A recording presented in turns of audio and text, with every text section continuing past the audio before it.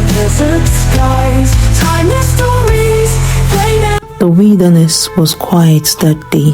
The camp of Israel stretched out across the plains of Moab. Every tent stilled as the people gathered, knowing this moment was unlike any before. Moses, white-haired, his face lined with years of trial and triumph, stood tall before them. His voice carried the weight of a shepherd who had led his flocks through fire and storm. I am 120 years old this day. I can no longer go out and come in. And the Lord has said to me, you shall not cross the Jordan. A hush fell. The river Jordan lay not far beyond, glittering in the sunlight. A promise so close, yet one Moses himself would never enter. But his eyes shone with certainty. The Lord your God, he goes before you. Joshua, he shall cross before you, as the Lord has spoken. Moses' gaze swept across the 12 tribes. He saw young warriors sharpening spears, mothers holding children, elders leaning on staffs. They had known slavery, wandering, hunger, and war, but now they would know destiny. Be strong and courageous. Do not fear, nor tremble before them. For the Lord your God, it is He who goes with you. He will not fail you, nor forsake you. The word sank deep into their hearts, like fire in dry wood. Strength stirred among them, a courage not their own, but born of God's promises. Then Moses called Joshua forward before the eyes of all Israel. Joshua, younger but battle-tested, bowed his head in humility. Moses placed his hand firmly upon his shoulder. The gesture both blessing and farewell. Be strong and courageous, Joshua, for you shall bring this people into the land the Lord swore to their fathers, and he will be with you. The camp watched, an unbroken chain of leadership passing before their eyes. What began with Abraham, continued with Moses, would now rest upon Joshua.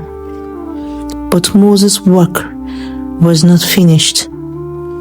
He bent low over parchment, the reed pen scratching steadily, line by line. He recorded the Torah, the story of creation, covenant, law, and destiny. Then he placed it into the hands of the priests and the elders. At the end of every 7 years, at the festival of Sukkot, when all Israel comes before the Lord, you shall read this Torah aloud before all the people, men, women, children, and the strangers in your gates, that they may hear and that they may learn to fear the Lord your God. The Torah would not live only in scrolls or in priests. It would live in every ear that heard it, in every heart that remembered. And then silence.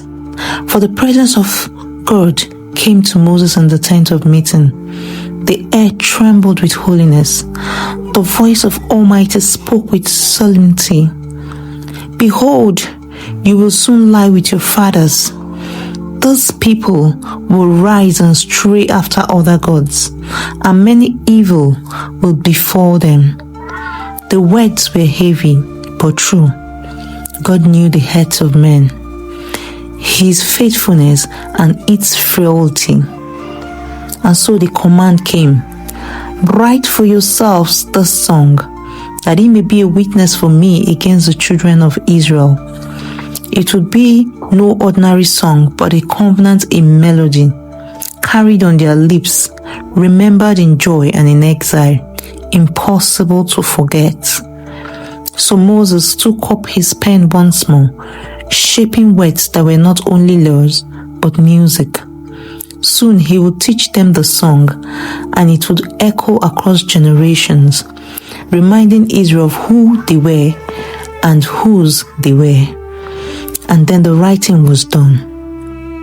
Moses returned to the assembly, scroll in hand, eyes aglow with one final flame of purpose. Thus stood Israel at the edge of Jordan. Their leader of 40 years was fading into the dust, yet not with despair. For Moses' final gifts were threefold: courage for a nation about to face giants, Torah for a people who must never forget, a song for every exile, every return, every dawn. And so, though Moses' journey was nearly ended, Israel was only beginning. A song yet to be sung, a land yet to be entered, a covenant yet to be lived. His diet now, ancient and wise. Wisdom blooms on the desert skies. Time